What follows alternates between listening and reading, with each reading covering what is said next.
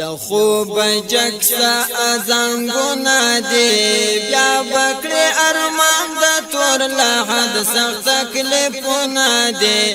مکا و خوبونا لخوب جکسا ازنگونا دی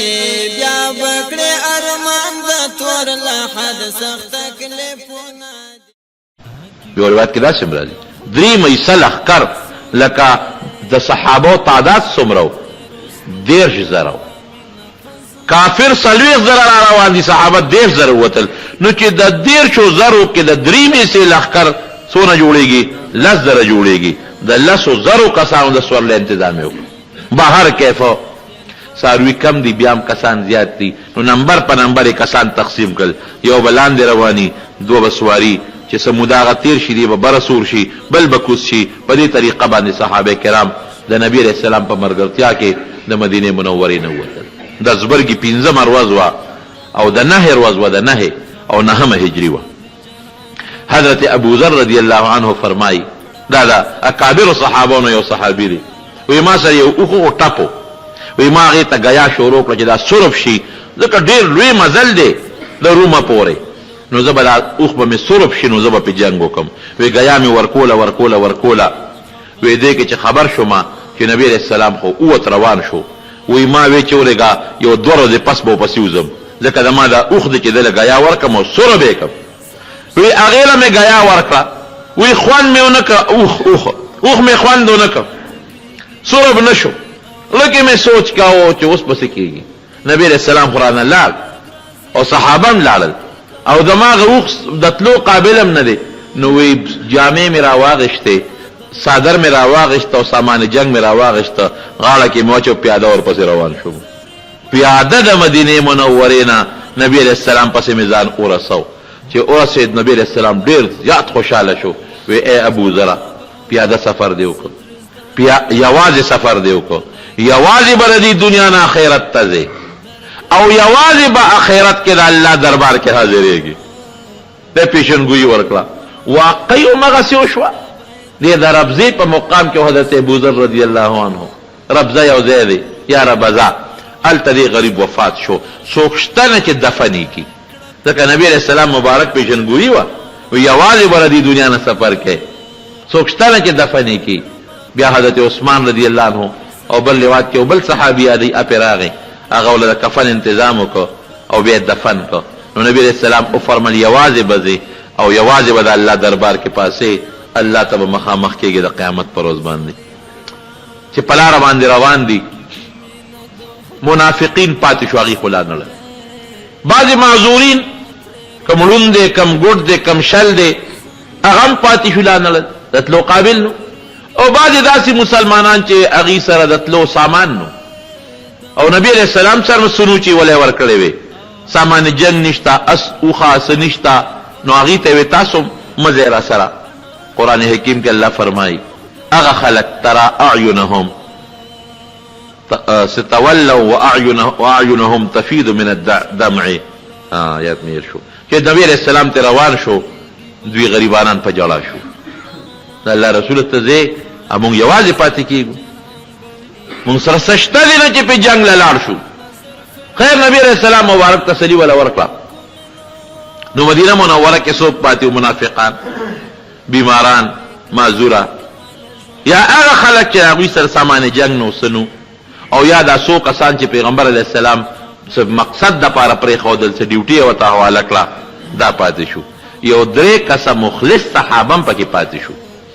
یو کس حضرت هلال ابن امیہ رضی الله عنه یو حضرت مراره ابن الربیع رضی الله عنه او یو کعب ابن مالک رضی الله عنه دا 3 مخلصان کلک مسلمانان هم پاتې شو نبی علیہ السلام مبارک چې پلا رضی د سمودیانو په کلی باندې ورغی دا هغه کلی دی چې الله تعالی په دې کې یو زمانه کې کافر مردار کړي مضبوط وسمود الذین جابوا الصخر بالواد دا ډېر مضبوط او پهلوانان خلکو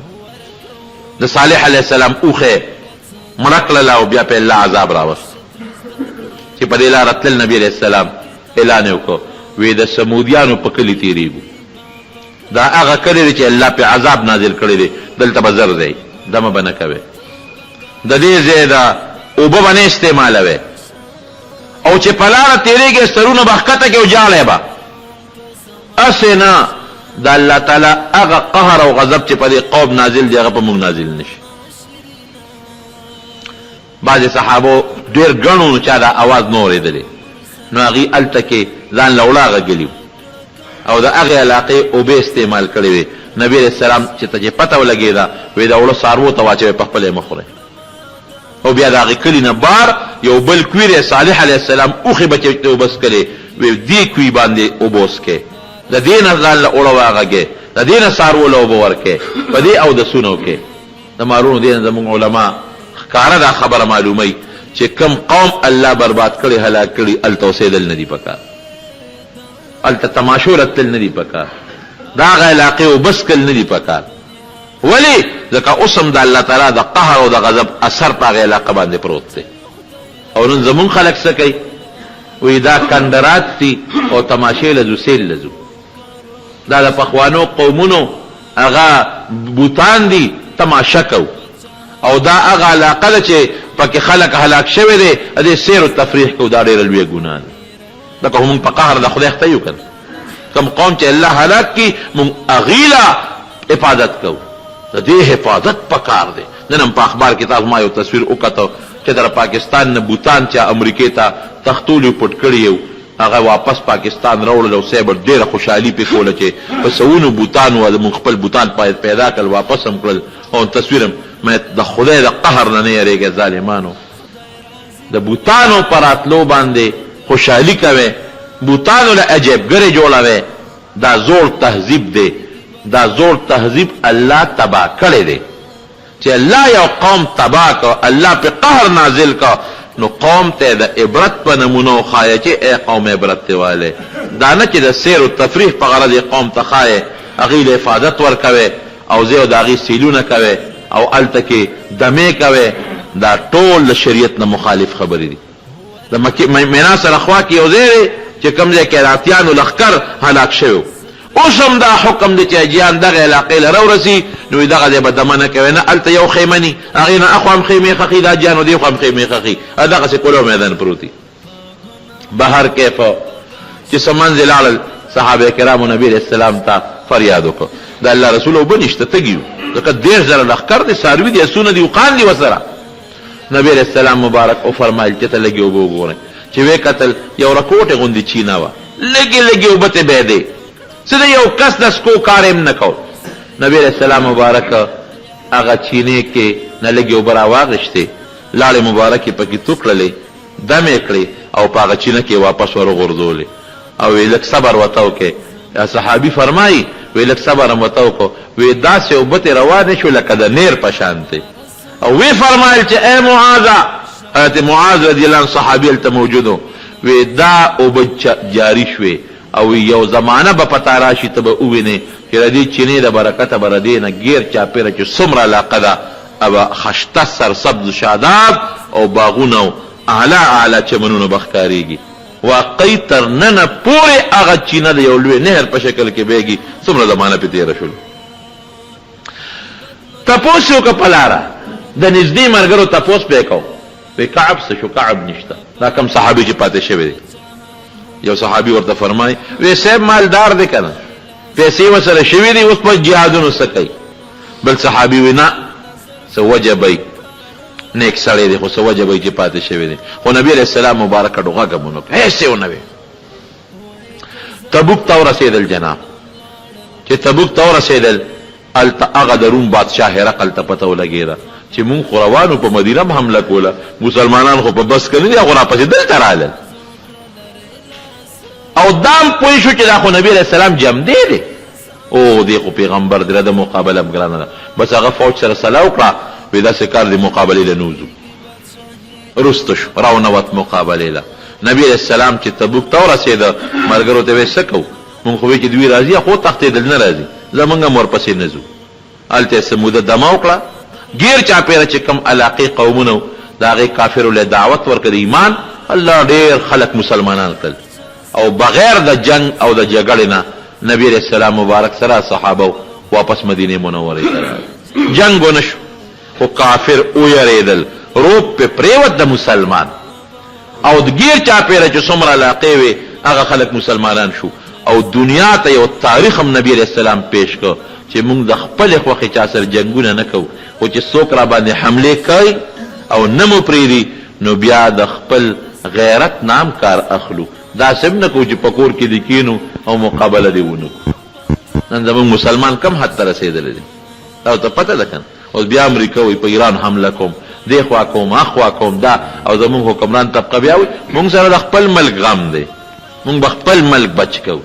الله اکبر پرون په عراق حمله وشوه موږ خپل ملک بچ کوو سعودي خپل ملک بچ کوو په افغانستان حمله وشوه موږ ځان بچ کوو بل په ایران حمله ده موږ ځان بچ کوو قسم دې که ځان دې بچ که بیا چې در باندې راغله دا خو هغه د چندخانو مثال دی هغه خامار به یو چندخ په تالاب کې خوړه او غټ چندخ به ولې یو ورکو چې وږي به شو یوږي یو به ورکه چې بیا به خلق ته وکړه ویوږي شم نو غټ چندخ به ولا بل چندخ ورکه چې ټول تالاب کې چندخان خلاص شو او د چجو والا ویوږي ما غټ چندخ ورته وي سیب تالاب کې خو یو بچیم نشته ټول دی خوړل یو ځان تخپل تیاروه دغه لو بر روانه دا یو بوي او چې د مسلمان دا غیرتی را چې کوم زمونږ د مسلمان نن غیرت دی خدای شته که دا ملک دیم روغ پاتې شي نشته غیرت په مسلمان امریکا بسی روس ولې څومره مضبوط طاقت و چې مسلمان مقابله ته ودرېد لړ شکست یې وموند او که ویې نه موند انډیا څومره مضبوط طاقت و د سن 65 جنگ کې چې د مسلمانانو بهادري ترمنځ شوه هیڅ ساز و سامان مسلمان سره نو ولت ورځ جنگ شوی پاکستان کې مردکې هم نو پاتې لیکن چې هغه مسلمان ووته او په لاهور کې ټینکونو مخې د دانونه وغورځول نو انډیا غوندې طاقت ته شکست ورکړه وتښتېد او بنګلادیش کې توره بیا ولیده د مسلمان چې په پیسو جرنیلان خرڅ شو نو غټ نیم پاک ملک ورته مفته کې میلاو شو غیرت مونږ ته د خپلو اسلافو د مشرانو تاریخ کې را مخکې شي او په هغې عمل وکړو چې مرګ خو یو ورځ مرګ دی جون خو یو ځل ختمېدل دي خو هغه د دغه چا دغه د ګیدړ د 100 کالو جون نه د زمري د یو ورځ جون ده بهتر